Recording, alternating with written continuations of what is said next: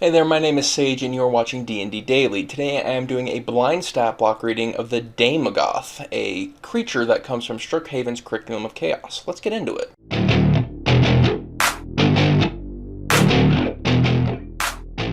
Slipping through the darkest corners of the world, Daemogoths are powerful fiendish creatures that feed on misery and other negative emotions. Some sages refer to Daemogoths as tear lickers, owning to the fiend's tendency to lurk near battlefields and other sites of great tragedy to consume the anguish saturating the area. Daemogoths are creatures of forbidden knowledge and magic, all fueled by their consumption of anguish.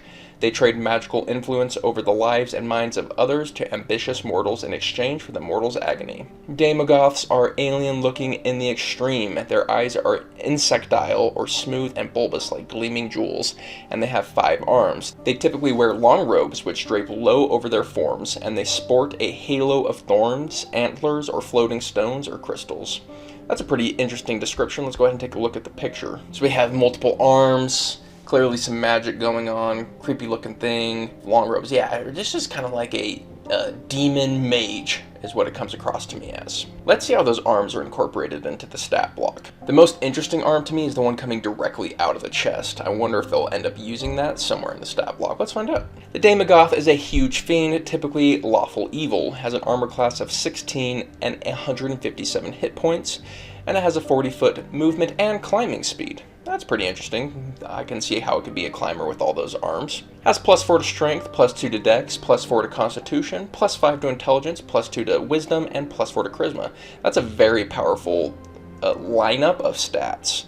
Almost all of those are very high. It speaks to someone who can do well in a toe-to-toe fight, but also does very well as a spellcaster. It has proficiency in intelligence, wisdom, and charisma saving throws, as well as the arcana, deception, history, and perception skills. It has immunity to psychic damage, and it is immune to the frightened condition.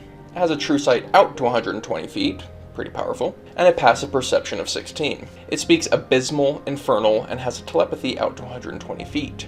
It is a challenge rating 10 with a proficiency bonus of +4. Its first ability is Pact of Pain. Using a 10-minute ritual, the Daemogoth can forge a magical bond with a willing creature it touches throughout the ritual. The creature becomes bound by the pact until it dies. The Daemogoth dies, or the pact is broken by any effect that can remove a curse. The Daemogoth chooses one spell from the necromancy or enchantment school that is 3rd level or lower. The bound creature can cast that spell using this pact, requiring no material components and using intelligence as a spell-casting ability. When it casts the spell, the creature takes 2d6 psychic damage, which can't break the creature's concentration on a spell. Once the bound creature casts the spell in this way, it can't do so again until it finishes a long rest. How fascinating.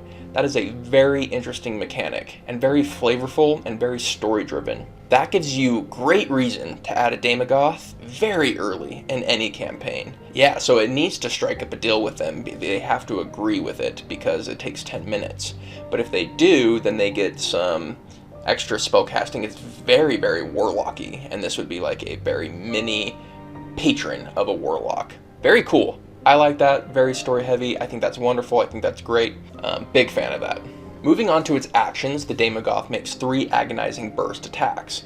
It can use Terrify if available in place of one of these attacks. Starting out with agonizing burst, it is a melee or ranged spell attack. It has +9 to hit, a reach of 10 feet or a range out to 120 feet, and on hit, it does 2d10 force damage. If the target is a creature, the Daemogoth regains 5 hit points. This gives a lot of reason to do hit and run tactics, because anytime you can self-heal, it gives you a lot of reason to keep your distance and keep self-healing so you can drag out the fight.